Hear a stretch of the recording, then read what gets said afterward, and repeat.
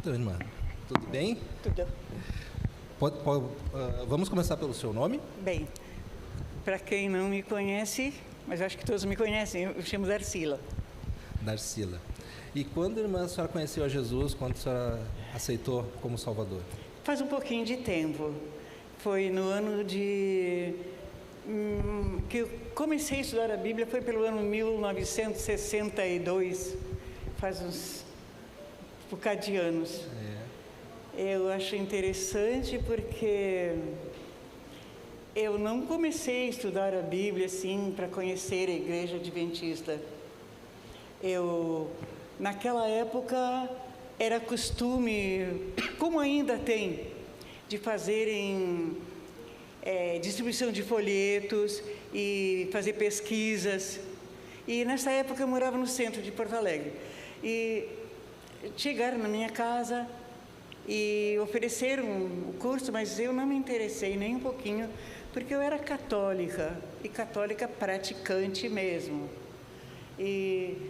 Mas meu marido ouvia a voz da profecia, mas não pela mensagem. Ele era músico e gostava da harmonia das vozes, tudo, né? Tá, então ele aceitou o curso e não fez, guardou, ficou numa gaveta. Mas várias pessoas foram lá em casa. Foi o pai do João Alberto e outras pessoas mais. E um dia, aliás, uma tarde, eu estava muito triste. E quando eu estou triste, quando eu estava triste, eu gostava muito de mexer nas gavetas. Então, eu mexendo na gaveta, achei o cursinho. Era ainda o curso A Voz da Profecia. E eu decidi fazer para mostrar que os adventistas estavam perdendo tempo, andando de casa em casa, levando uma mensagem que não era a verdade. Tá? E comecei. Fui fazendo. Tinha uma mocinha que ia lá em casa, que eu aprendi muito com ela, inclusive sobre perseverança. Marquei dela ir aos sábados lá em casa, e cada sábado, 3 horas, ela estava lá em casa. Mas às vezes eu estava assistindo uma novela, eu não atendia. Deixava. Aí, no sábado seguinte, ela estava lá de novo. E assim ela nunca desistiu de mim. Nunca desistiu. E eu estudava, mas só para refutar as doutrinas adventistas. Quando chegou o que eu estudei a respeito do sábado, eu pensei assim, tá, até aqui tudo bem, mas agora ainda dizer que o dia de repouso é o sábado, não é o domingo? E eu fiquei um pouco perturbada. Eu não tinha Bíblia, mas tinha um vizinho que tinha. E eu falei com ele, olha aqui, tu me empresta a tua Bíblia, porque eu tenho um osso duro de roer. E eu peguei a Bíblia, só mesmo por Deus, eu abri em Êxodo 20. E quando eu li ali, o 7º dia, o sábado do Senhor teu Deus, a minha convicção foi abalada. E eu fiquei preocupada, sabe? Mas ainda assim eu pensei, o padre vai me explicar a razão de guardar o domingo. E houve uma oportunidade, eu fui na Catedral de Metropolitana para falar sobre um casamento, e eu estava bem irritada com o padre. Eu comecei a conversar com ele. O que cobra para isto, o que cobra para aquilo, tá? E dando os preços. Aí eu digo, e para cantar? Ah, é tanto. Digo, até para cantar? Por que tu não canta? Eu digo, eu não sei cantar, e se eu cantasse, eu não cantaria mais na Igreja Católica, porque eu não sou mais católica, sabe? Aí ele me perguntou por quê. Digo, eu estou há 20 e poucos anos, 23 eu tinha mais ou menos, grudada na batina de vocês e nem ao menos vocês me ensinaram a lei de Deus. Para minha decepção, ele me abraçou e disse, isto é bobagem, minha filha, não te preocupa com isso, tudo isso é besteira. Ali a minha convicção foi abalada, porque eu esperava sair dali com uma boa explicação e sair decepcionada. Mas continuei estudando, mas nunca querendo ser adventista. Eu queria fazer a vontade de Deus, queria obedecer a Deus, mas ser adventista não. Mas fui continuando, fui estudando, fiz vários cursos, eu levei 3 anos mais ou menos estudando, fiz avançado, Apocalipse, enfim. Aí quando eu estudei sobre as 2.300 tardes e manhãs, ali eu me convenci que a igreja adventista era verdadeira. Amém. Mas aí eu me convenci, eu não me converti. Eu estava convencida que era. Então, aí eu decidi me batizar. Mas eu tinha vários problemas, vícios de algumas coisas ainda. Mas aí eu fui conversar com o pastor. E o pastor começou a me falar sobre as belezas da nova terra. E eu falei para ele, mas sabe que isso aí não me interessa. Eu só quero fazer a vontade de Deus. E depois Deus faz comigo aquilo que Ele quiser. Se quiser me levar quando vier, tudo bem. Mas se não, eu quero obedecer. E ele me falou assim, certamente a senhora se sente muito feliz neste mundo. E nós não nos sentimos felizes.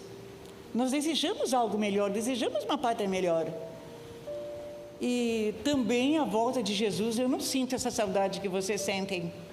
Eu não tenho esse desejo que vocês têm. Aí ele me falou assim, eu lembro como se fosse hoje. Eu amo tanto a minha esposa que eu não vejo a hora do dia acabar para eu ir ao lado dela. Assim também, nós não vemos a hora deste mundo acabar para nós irmos com Jesus. Mas a senhora deve ser muito feliz neste mundo, não deseja nada melhor. Naquele momento, eu chorei. Chorei porque eu era a criatura mais infeliz do mundo. E eu fui para casa. Eu vivi um casamento bem conturbado, eu era bastante infeliz. E fui para casa. E aí eu comecei a orar. Orar. Até que um dia eu senti aquele desejo de ver Jesus voltar, de estar com Jesus. Senti aquele desejo de estar na nova terra. E ali a minha vida mudou. Então, eu fui batizada no dia 3 de julho de 65, escondido do meu marido, porque se ele soubesse, naquele dia quando ele descobriu, ele queria botar fogo na igreja, mas tudo acalmou. Mas a minha vida dali começou a piorar ainda, porque ele me obrigava a fazer coisas que eu não devia. E foi se tornando impossível, porque eu sofri abuso de todas as maneiras. Chegou o ponto que eu tive que me separar. Me separei. E Deus providenciou, assim, para a minha vida, tudo de bom. Cuidou de mim de uma maneira que só um pai. Porque eu fui morar com uma irmã minha, mas também me tornei comportora. Comportei um tempo. Aliás, primeiro eu trabalhei como obreira bíblica, porque fui falar com o pastor, e eu falei, pastor, que eu costurava, E eu fazia tricô, tinha um monte de coisa assim. Eu tenho as mãos ocupadas, mas a minha mente é vazia, meu coração é vazio. Eu queria alguma coisa que me ocupasse. Aí ele disse assim: por que a irmã não tenta trabalhar na obra bíblica? E eu não tinha experiência nenhuma, pois eu nem frequentava a igreja, porque eu era proibida de ir à igreja. Mas aí mandaram eu falar com o presidente da associação, e ele me mandou trabalhar lá em uma conferência que ia ter com o pastor Enoque de Oliveira. E ali a minha vida começou a mudar. No começo, eu achei que não ia dar certo eu trabalhar como obreira bíblica. Mas uma senhora que eu deixei um cursinho para ela escreveu atrás da liçãozinha assim: este é o caminho que eu gostaria de seguir por toda a minha vida. Mas o que eu vou fazer se meu marido não permite? Então ali eu achei uma brecha, achei que eu podia ser usada ali. E graças a Deus, continuei trabalhando. Trabalhei 3 meses, depois fui dispensada porque era só temporária. Aí eu trabalhei como comportora. E posteriormente eu voltei para a obra bíblica. E olha, eu fico pensando assim, eu não sei como Deus me escolheu, como Deus me usou, porque eu trabalhei durante 15 anos mais ou menos como obreira da associação. E Deus me deu o privilégio de levar muitas almas a Jesus. Aqui na igreja, muitos me conhecem, muitos daqui que estão aqui, eu trabalhei com eles. E agora eu tive alguns problemas. Uma vez eu estava, problema para ser fiel. Uma vez eu estava, nesse período que eu fiquei sem trabalhar na obra, eu estava sem casa para morar, porque eu morava com a minha irmã, mas não dava certo. E eu tinha amigas que eram membros da igreja metodista e trabalhavam no colégio americano. Então me conseguiram lá uma vaga para eu trabalhar lá como preceptora. Eu teria, na obra eu não tinha horário, não. Trabalhava de manhã à noite. Lá eu teria que trabalhar 8 horas e eu poderia costurar para as professoras. E teria um apartamento lá dentro para morar. Tudo bem. Só que fui ter a entrevista com a diretora. Eu tinha boas referências, então ela me aceitava, mas tinha um probleminha. Um sábado eu teria que ficar na escola. Não era para fazer nada, mas eu tinha que ficar na escola. Então, era contra os meus princípios. E eu saí de um lar para ser fiel a Jesus. E eu não ia agora, por conveniência, deixar de ser fiel a Jesus. Eu falei para ela assim: olha, eu lamento muito, mas eu não posso. Ela disse: olha, nós apreciamos muito você, mas não podemos abrir uma exceção, porque não é de praxe do colégio. Então, ficou. Mas depois eu voltei para a obra. E aí continuei. E trabalhei esses anos todos. E graças a Deus, Deus me concedeu o privilégio de poder ser fiel. Graças a Deus, nunca tive falta de nada. Deus me sustentou. E olha, foi o maior privilégio que eu tive na vida, foi trabalhar na obra, trabalhar para Jesus. Só teve 2 coisinhas. O que eu aprendi com aquela menina foi ser perseverante. E eu falhei em 2 coisas. Uma vez eu tinha uma pessoa para visitar perto de casa e eu sempre postergava. Até quando eu voltei lá, uma outra igreja, os Testemunhos de Jeová, tinham tomado conta deles, eles tinham se convertido.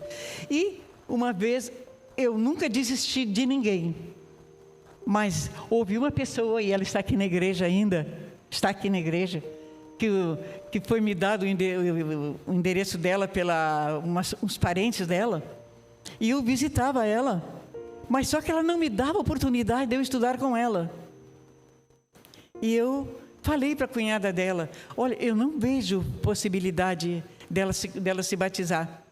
E como eu trabalhava na Central de Porto Alegre, eu deixei de visitá-la. Depois, em 81, mais ou menos, eu voltei para cá e houve conferência na Americana e eu encontrei com ela no mercado.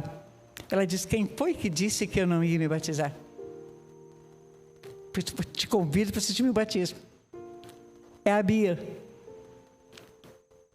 Está fiel até hoje. Então, uma coisa que eu aprendi é nunca desistir de ninguém. Porque se aquela menina não tivesse tido a perseverança que teve comigo, de ficar 3 anos me visitando e eu não dando esperança nenhuma, hoje eu não estaria aqui. E sei que as pessoas que eu visitei, hoje ainda eu sei de pessoas que eu dei estudo no passado, que ainda estão se batizando agora. Então, a gente tem que ser fiel a toda a prova. E nunca desistir de ninguém, assim como Deus não desiste da gente. Amém. Irmã, eu fiz uma lista de perguntas aqui, mas a senhora foi respondendo uma a uma. E eu queria que a senhora dissesse um texto bíblico que a senhora querido. Isaías 41:10. Não temas, porque eu sou contigo. Não te assombres, porque eu sou o teu Deus. Eu te fortaleço, te ajudo com a minha destra fiel. Amém. E tem alguma mensagem para as novas gerações sobre fidelidade, além do seu belo testemunho de muitas vidas transformadas pelo seu trabalho, usado por Deus? Qual a mensagem a senhora deixaria para os nossos novos membros? E para as pessoas que estão escutando na internet? Olha, o que eu tenho a dizer é uma coisa: entregar a vida a Jesus, sem reserva. Deixar que Jesus use, que Ele disponha da vida da gente. Não traçar planos para a vida da gente, deixar que Ele seguir os planos que Ele traz. E continuar a caminhada com Ele. Amém. Muito obrigado, irmã, pela mensagem.